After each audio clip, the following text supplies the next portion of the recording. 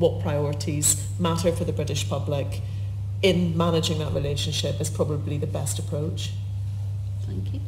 John, did you want to add anything? Because that's very much in your territory, that question. Yeah, well, I mean, the seats one. Yes. Look, the reason, I mean, one of the important reasons, I mean, Peter acknowledged it, nobody prompted him, Peter openly acknowledged it. He said that one of the big things that upset him about the December 2019 general election was losing places like Stoke and the so-called Red Wall.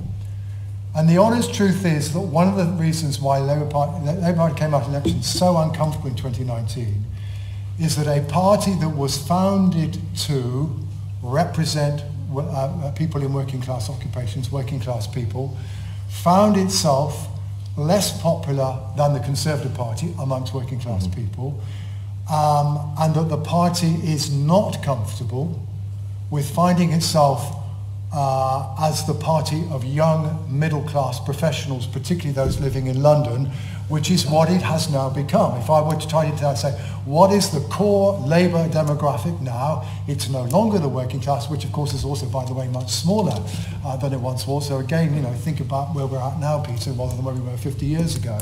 But that actually, you know, young middle-class professionals are the group that are above all most likely to vote for Labour, but that just was not something that Labour finds itself comfortable with. If it's not doing well in working class areas, it finds itself difficult. So I think, you know, there is, as Peter acknowledged, there is an important emotional argument behind all this.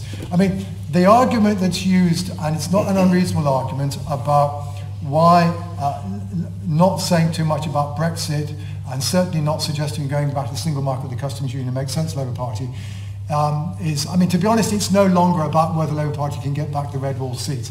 The Red Wall seats are all very marginal. Unless something really dramatic happens, they are all going to go back to the Labour Party because it will just need a kind of normal national swing, and the Labour Party will get all these Red Wall seats back, although they still will not be as safe as perhaps the Labour Party would like them to be.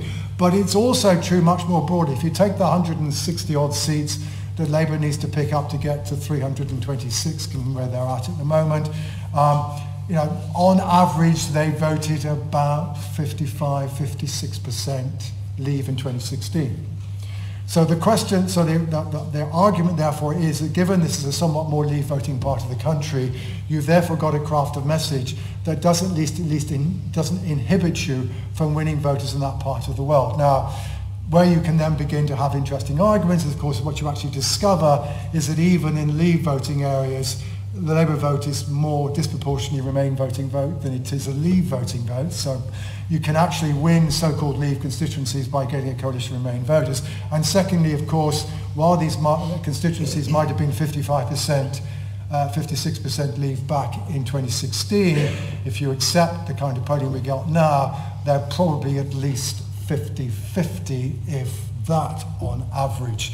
So the truth is that the calculations that made sense in the circumstances of, you know, March 2020, some of those have now moved on, and in a sense, part of the reason why people keep on kind of asking, well, why aren't Labour changing their mind, is that perhaps some people feel, rightly or wrongly, I'm not taking a stance here, that perhaps circumstances have moved on electorally in the last 2 years, such that what perhaps made sense then maybe no longer necessarily makes sense now.